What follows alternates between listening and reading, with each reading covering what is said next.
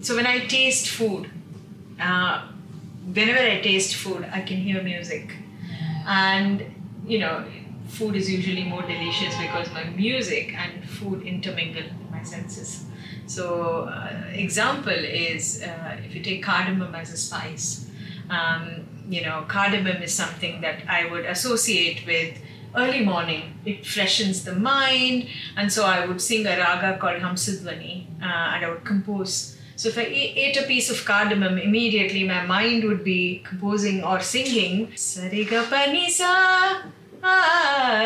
So it's a straight up and down scale, but it brightens up the morning for me. So that's an example of what synesthesia does and how I compose with synesthesia.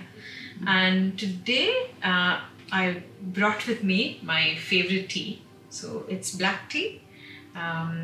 It could be any black tea. So this particular black tea is from Nilgiris, and it's got rose petals and it's infused with rose and honey. So I've brewed the tea and I'm going to have a sip in your wonderful company. Wonderful, thank you.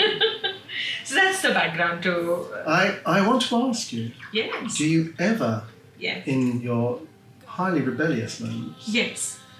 produce the notes that are not to do with what you taste or the time of day? Do you go against your synesthesia, in other words? Do you break out from it? Or is it always, are the two always sympathetic?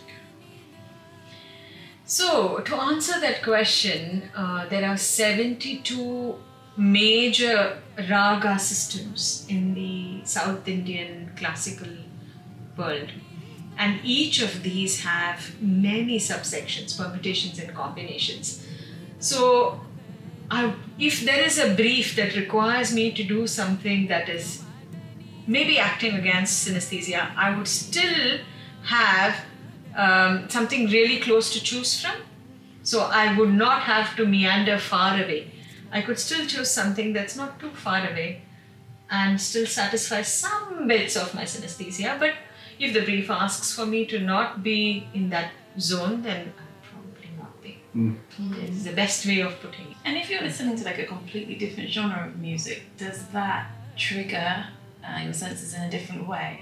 Yes. Yes, okay. It's so there are, for example, recently I was working with a group called Pranasa, and they are a classical duo. They play the flute and the piano, and they were playing Ravel, Habanera, and I could totally link into that piece. So we created a new piece with me singing on top of the Ravel piece. So that's how I would react. It would totally speak to me. So that it didn't matter the genre. Right. It would just the notes would just seep into the mind, so to speak. I'd like to taste the tea.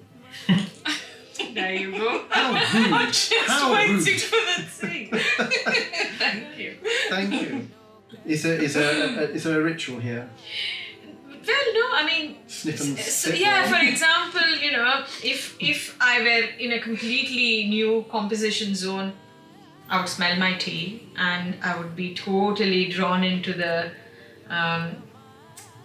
sub notes of the tea itself to be inspired to make that next phrase or make that next motif or whatever it is.